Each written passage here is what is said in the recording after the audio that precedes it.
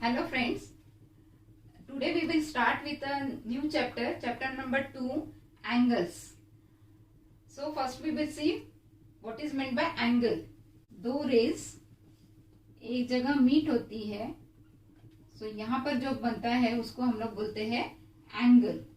ये वाला पोर्शन हो गया एंगल. सपोज हमने अगर ये राउंडर देखा आपका, तो यहाँ पर जो बन रहा है इसको बोलते हैं हम लोग एंगल. सो हम लोग आज पढ़ेंगे डिफरेंट टाइप्स ऑफ एंगल्स क्या क्या होते हैं. But before that we will revise what you have learn. First है प्रॉब्लम आपका, एंगल दिया हुआ है angle P Q R. Angle P Q R, यहाँ पर क्यू पर ये एंगल बना रहा है. सो आपको पहले यहाँ पर नाम लिखना है, उसके बाद वर्टेक्स एंड आर्म्स क्या होते हैं वो लिखना है. अभी नाम क्या है इस एंगल का, एंगल पी क्यू आर. वो कैसे लिखा जाता है, पहले आपको एक छोटा सा एंगल बनाना पड़ेगा. Angle, then you have to write here P Q R. If it has been represented by capital letters, then you have to write here capital letters only. अगर ये यहाँ स्मॉल लेटर्स होगा, then you will write here small letters. और यहाँ पर सिर्फ angle Q पर एक ही एंगल बन रहा है, इसलिए आपका इसका अलग नाम आप एंगल क्यू इतना भी आप लिख सकते हो. सेकेंड आपको बताना है वर्टेक्स. वर्टेक्स मीन्स एंगल कहाँ बन रहा है, दो जो रेज है वो मीटिंग पॉइंट उनके रेज का क्या है. सो वर्टेक्स होगा यहाँ पॉइंट लगाना है आपको और लिखना है पॉइंट क्यू. उसके बाद आपको आर्म्स लिखने हैं. जब कोई एंगल फॉर्म होता है तो उसके दो आर्म्स होते हैं. आर्म्स मतलब जिन दो रेज से वो फॉर्म हुआ है. सो यहाँ पर आर्म्स कौन सा है, आर्म है आपका क्यूपी. सो आर्म हो जाएगी आपकी एक क्यूपी और सेकेंड आर्म है आपकी क्यू आर. सेकेंड एंगल है एम एस एन. यहाँ पर एंगल बना है, जहां एंगल बनता है वो बीच में आना चाहिए. ये एस ये बीच में लिखेंगे. जैसे यहाँ पर क्यू बन रहा था तो क्यू मिडल में आपने लिखा था, वैसे यहाँ मिडल में एस आएगा. सो यहाँ पर लिखेंगे एंगल की साइन, फिर लिखेंगे एम, फिर आएगा एस क्योंकि यहाँ एस पर एंगल बन रहा है, और बाद में लिखेंगे हम एन. तो ये एंगल हो गया M S N.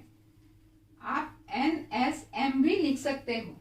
N S M लिखिए या एम एस एन लिखिए, one and the same thing. या फिर इसको और किस नाम से डिनोट कर सकते हैं, एंगल एस. ये 1 लेटर में हुआ है और ये 3 लेटर्स में एंगल लिखा है. उसके बाद आपको वर्टेक्स बताना है. वर्टेक्स मतलब कहाँ पर ये एंगल बन रहा है, तो पॉइंट एस पर ये एंगल बन रहा है. बाद में आपको आर्म्स बताने के हैं. आर्म्स कौन सी है, ये एस एम और सेकेंड आर्म है आपकी एस एन. आफ्टर दैट ये थर्ड एंगल है. एंगल का नाम है X Y Z. So we will write here angle X Y and Z. X Y Z, या फिर इसको क्या लिख सकते हैं आप, एंगल वाई ओनली. उसके बाद आपको लिखना है यहाँ वर्टेक्स कौन सा है. सो यहाँ पर एंगल फॉर्म हो रहा है, इसलिए सॉरी वर्टेक्स हो जाएगा आपका पॉइंट वाई. उसके बाद है आपको आर्म लिखने हैं. तो यहाँ पर आर्म कौन होगा, Y Z and second arm Y X. दो रेस कितना एंगल बना रही है उसके ऊपर डिपेंड है वो किस टाइप के एंगल्स है. तो हमने यहाँ 7 टाइप्स के एंगल्स देखे हैं, देखेंगे हम लोग 7 टाइप्स के एंगल्स. सो अगर मैंने ये 2 लाइंस ली है, ये एक लाइन ये है और सपोज ये एक लाइन है, और इसको हम लोग ओपन अगर करेंगे, अभी तो दोनों भी एक के नीचे एक है. सो अगर मैं इसको धीरे धीरे ओपन करूंगी तो आपको दिख रहा है ये जो एंगल्स है ये एंगल्स बढ़ते जा रहे हैं. सपोज अगर और बढ़ा दिया हमने इसको तो ये इस टाइप का आ रहा है. अगर मैंने ऐसे कर दिया सो ये पूरा एंगल बन रहा है. उसके बाद अगर मैंने इसको ऐसे कर दिया, फिर नीचे में ये पूरा ऐसा गोल घूम के आया, इसलिए ऊपर वाला एंगल फिर और आएगा. फिर और अगर हम लोग करेंगे, ये नीचे वाले इस साइड से ये पूरा गोल घूम के आया है और ऐसे करके ये फिर से इसके नीचे चले गया. तो इसके ऊपर डिपेंड है कि ये एंगल के हम लोग नाम क्या क्या देंगे. सो सबसे पहला है जीरो एंगल. जीरो एंगल मतलब एक लाइन अगर दूसरे लाइन पर ओवरलैप हो रही होगी तो इन दोनों के बीच में ये 2 लाइन्स है, लेकिन इनके बीच में का एंगल कितना है, सिर्फ 0। सो ये पहली लाइन है और यहाँ पर सपोज है ये दूसरी लाइन, तो हम लोग ये 0 एंगल को इस टाइप से डिनोट करेंगे। अगर इसको मैंने थोड़ा सा अगर ओपन कर दिया, लेकिन कितना ओपन कर रही हूँ, ये पूरा ऐसे स्ट्रेट नहीं करने का है हमको, ये स्ट्रेट के अंदर में अगर मैंने कितना भी ओपन किया यहाँ से पूरा यहाँ तक, तो इसको हम लोग बोलेंगे एक्यूट एंगल। सो एक्यूट एंगल का डायग्राम किस टाइप से होगा, फिगर ये इस टाइप से हो सकता है, या थोड़ा और भी ऐसे करेंगे तो भी चलेगा, लेकिन आपको देखना है ये स्ट्रेट नहीं आनी चाहिए, ये वाली जो लाइन है वो स्ट्रेट नहीं आनी चाहिए। सो ये हो जाएगा लेस देन 90 डिग्री। 0 एंगल में एंगल 0 रहता है, एक्यूट एंगल में लेस देन 90 होता है, मतलब ये जो एंगल बन रहा है यहाँ पर लेस देन 90 है। उसके बाद देखेंगे हम लोग राइट एंगल कैसे होगा। अब ये यहाँ से यहाँ तक, तो ये तो एक्यूट हो गया पूरा। अगर इसको हमने स्ट्रेट कर दिया पूरा, ये एल टाइप अगर बनता हो, तो यहाँ पर जो एंगल बनेगा वो 90 डिग्री का बनेगा, उसको हम लोग राइट एंगल बोलते हैं। सो हम लोग इस टाइप से बना सकते हैं, और हमेशा राइट एंगल को इस टाइप का स्क्वायर देना पड़ता है। यहाँ पर आप ऐसा सर्कुलर बताते हो, लेकिन यहाँ पर आप राइट एंगल होगा तो एंगल हमेशा स्क्वायर टाइप से बताते हैं। तो ये होगा equal to 90 degree, right angle हमेशा इक्वल टू 90 डिग्री होता है। उसके बाद है ऑब्ट्यूज। अभी हमने अगर ये 2 लाइंस ली है, हमने यहाँ से यहाँ तक ओपन कर लिया है 90 डिग्री तक, अगर इसको हम लोग और थोड़ा भी 91 भी करते हैं, कब तक, 180 के, ये 180 हो गया, 180 के पहले तक हम लोग ओपन करते हैं, तो इसको बोला जाता है ऑब्ट्यूज एंगल। तो ऑब्ट्यूज एंगल इस टाइप से बन सकता है, ये 90 का है, तो इसके थोड़ा भी अगर आप इधर लोगे तो ये भी आपका ऑब्ट्यूज ही बनेगा। अगर मैंने ये वाली लाइन यहां लगा दी तो भी ये ऑब्ट्यूज ही बनने वाला है। सो ये हो जाएगा ग्रेटर देन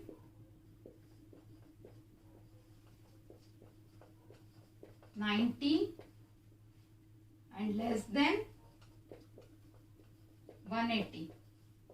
सो कोई भी एंगल 90 से बड़ा और 180 से अगर छोटा होगा तो उसको हम लोग ऑब्ट्यूज एंगल बोलेंगे। उसके बाद है स्ट्रेट एंगल।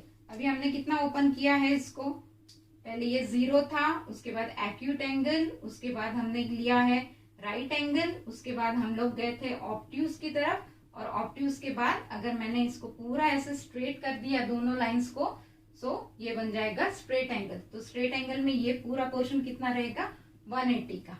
सो हम लोग इसको बताते वक्त इस टाइप से बताएंगे। तो ये हो गया आपका पूरा 180 डिग्री। तो स्ट्रेट एंगल हमेशा ये कितना रहता है, 180 डिग्री का रहता है स्ट्रेट एंगल। उसके बाद है रिफ्लेक्स एंगल।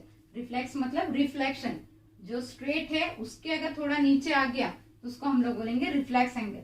सो अगर मैंने ये इस टाइप से अगर बता दिया, तो यहां से आपको यहां जाना है, मतलब ये ऐसे था पहले, ये ओपन होते होते ये पूरा 180 आ गया, और ये 180 के बाद थोड़ा अगर नीचे अगर झुक रहा है, ये इस साइड अगर जा रहा है इस टाइप से, तो इसको हम लोग बोलेंगे रिफ्लेक्स एंगल।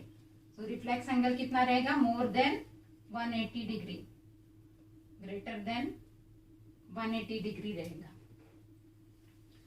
उसके बाद है कंप्लीट एंगल। कंप्लीट एंगल मतलब ये पूरा उसने राउंड कर लिया है, ये 0 से स्टार्ट होकर ये पूरा ऐसे ऐसे ये नीचे जाएगा, तो ये रिफ्लेक्स होगा, रिफ्लेक्स के बाद ये फिर से जाके इसी में ओवरलैप हो जाएंगे। तो ये इसने पूरा एक राउंड मारा है, तो पूरा एक राउंड मारने के लिए उसको 360 डिग्री से घूमना पड़ा है। तो ये कंप्लीट एंगल कितने डिग्री का होगा, 360 का। सो हम लोग बताते वक्त इसको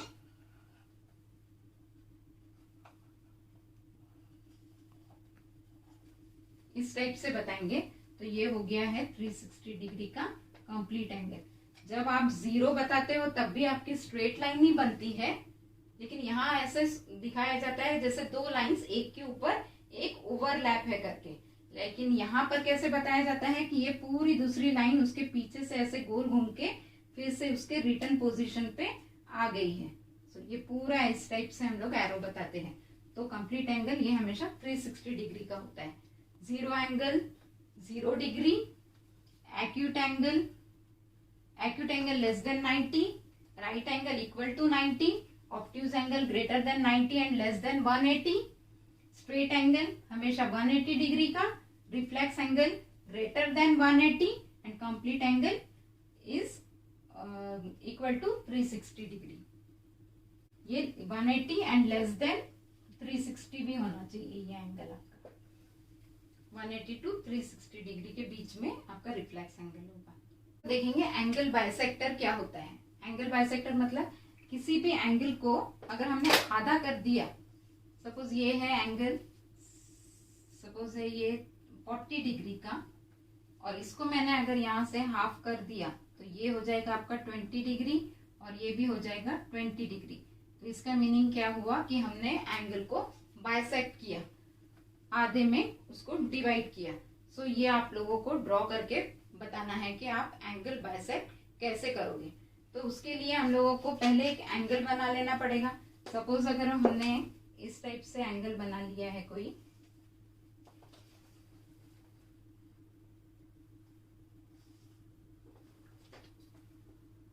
ये एंगल का नाम है ए बी सी एंगल, और क्वेश्चन पूछा रहेगा bisect the angle A B C.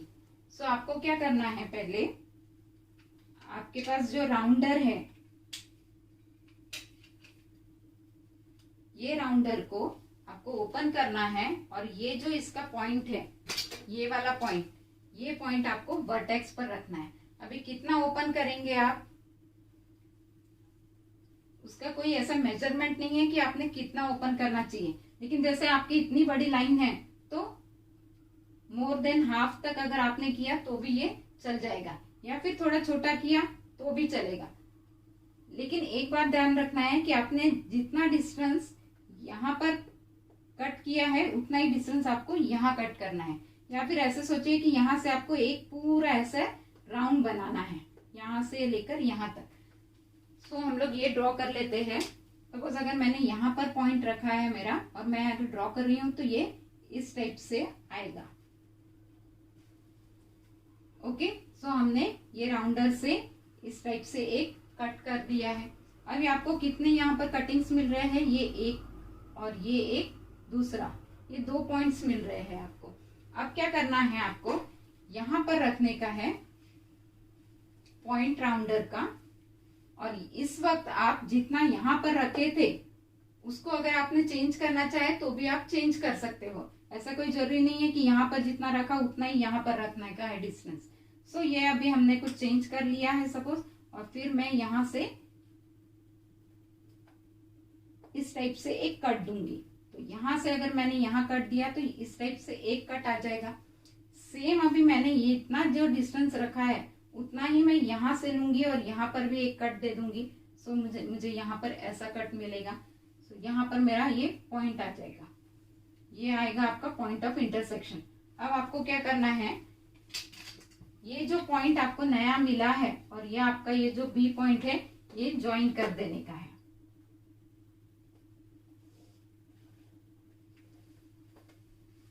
Suppose मेरा अगर पॉइंट मुझको यहाँ मिला होता तो ये मैंने ज्वाइन कर दिया है। तो ये आपका सपोज मैंने एम दे दिया तो आपका एंगल बाइसेक्टर हो गया है। एंगल को बाइसेक्ट कौन सी लाइन कर रही है, बी एम। सो अगर ये है हमारा 40 डिग्री का तो हम लोग ऐसे लिखेंगे angle A B C is equal to 40 degree. तो देयरफॉर ए बी एम कितना हो जाएगा, ए बी एम ये आधा कर दिया है 40 का उसने, सो ये हो जाएगा 20 डिग्रीज। 40 का आधा 20। और वैसे ही M B C, angle M B C ये भी, ये जो है ये वाला भी एंगल आपका 20 डिग्री होगा। आपको ये सारा मेंशन नहीं करना है, आपको सिर्फ एक एंगल दिया होगा और वो एंगल को आपको बाइसेक्ट करके बताना है। एक बार फिर देख लेते हैं। आपको एंगल को बाइसेक्ट करने के लिए सबसे पहले जो भी एंगल दिया होगा उतना एंगल आपको ड्रॉ करना है। सपोज 160 डिग्री को बाइसेक्ट करने के लिए कहा गया है तो आपको पहले 160 का एंगल ड्रॉ करना पड़ेगा। सो आप पहले एक हॉरिजॉन्टल लाइन लेंगे, उसके बाद प्रोटेक्टर का जो मिडिल पॉइंट होता है वो यहाँ रखने का है आपको। इस टाइप का प्रोटेक्टर आप यहाँ पर रखेंगे और फिर यहाँ पर देखेंगे 160 कितना है, यहाँ से चेक करते जाएंगे। ये 0, ये 90 हो जाएगा आपका, मतलब ये 10, 20, 30, 40, 50, 90, देन 100, 120, 130, 140, यहाँ तो 180 है, तो यहाँ कुछ आ जाएगा आपका 160 डिग्री। सो आपको ये वाला यहाँ पर ज्वाइन करना पड़ेगा। अब ये आपका एंगल आ गया 160 का। आपको इस एंगल को बाइसेक्ट करना है। सो हम लोग पहले क्या करेंगे, यहाँ पर रखेंगे, यहाँ से एक कट और यहाँ से एक कट। सो यहाँ और यहाँ एक एक कट मिल जाएगा आपको। यहाँ पर एक कट मिला है, तो ये जो 2 कट से उसका फिर हम लोग यूज करके यहाँ पर एक थर्ड कट बनाने का है। तो यहाँ पर हम लोग राउंडर रखेंगे और इस टाइप से यहाँ एक आर्क ड्रॉ करेंगे, यहाँ रखेंगे और यहाँ एक आर्क ड्रॉ करेंगे। सपोज अगर ये आर्क यहाँ मिल रहा है मुझको, इन केस कभी कभी ऐसे होता है कि आपका यहाँ आपने ड्रॉ किया और ये वाला कहीं कुछ यहाँ पे ही आ गया, तो इस वक्त आपको क्या करना पड़ेगा, थोड़ा सा आपका जो राउंडर है उसको कम ज्यादा करना पड़ेगा और प्रॉपर उसके आर्क को कट होने तक ट्राई करना पड़ेगा। अब ये सपोज आ गया है आपका, तो हम इसको ज्वाइन कर देंगे इस टाइप से। तो ये जो आपका 160 का था इसको हमने बाइसेक्ट कर दिया, ये हो गया 80 का और ये भी आ जाएगा 80 डिग्री का। इसको एरोज लगा देने हैं। अगर कुछ उन्होंने नाम दिया होगा क्वेश्चन में तो उसको नेमिंग करनी पड़ेगी, ABC और यहाँ पर M। इस चैप्टर में आपको और एक कंस्ट्रक्शन करना है। क्वेश्चन रहेगा construct an angle equal in measure to given angle. एक एंगल ऑलरेडी दिया रहेगा और वैसा के सेम एंगल आपको फिर से एक बनाना है। सपोज एक क्वेश्चन दे दिया है आपको,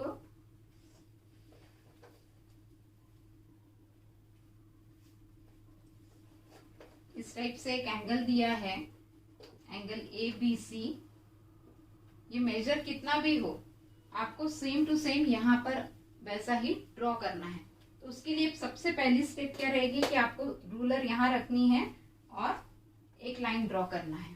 अब ये लाइन कितनी भी बड़ी हो सकती है, कितनी भी छोटी, इसके कोई जरूरत नहीं है कि यहाँ पर कितना है। यहाँ अगर 5 सेंटीमीटर है तो यहाँ पर भी आपको 5 ही बनाना है, ऐसे कुछ नहीं, क्योंकि हमने ये रे का दिया रहता है डायरेक्शन एरो।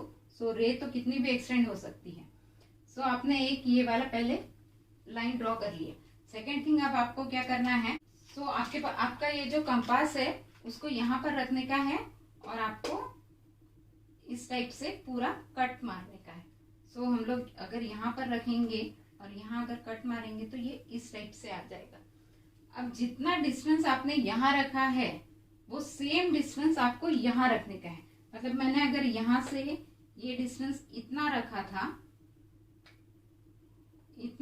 ये डिस्टेंस और कट मारा था, सो यहाँ पर हम लोग रखेंगे और सेम डिस्टेंस, इसको हिलाने का नहीं है, और सेम से इसको हम लोग इस टाइप से फिर से यहाँ पर भी एक कट दे देंगे।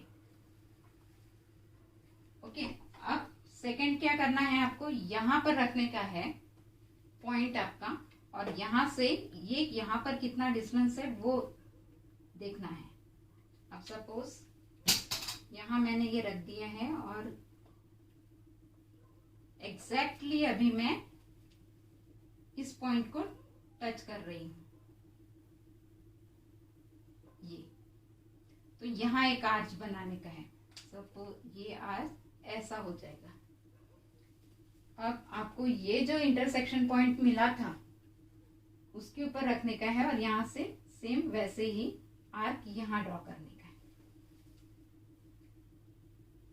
उसके बाद ये जो इंटरसेक्शन पॉइंट मिला है उसको आपको ज्वाइन कर देने का है। सो ये आपका सेम मेजर का एंगल रेडी हो जाएगा। इसको भी नाम दे देते हैं। अगर उन्होंने नया कुछ नाम से बोला है MNO तो आपको यहाँ पर MNO इस टाइप से एंगल का नाम देना होगा। सो हमने सबसे पहले क्या किया, जितना दिया है उन्होंने, ये आपका क्वेश्चन है, आपको पहले एक लाइन ड्रॉ कर लेनी है।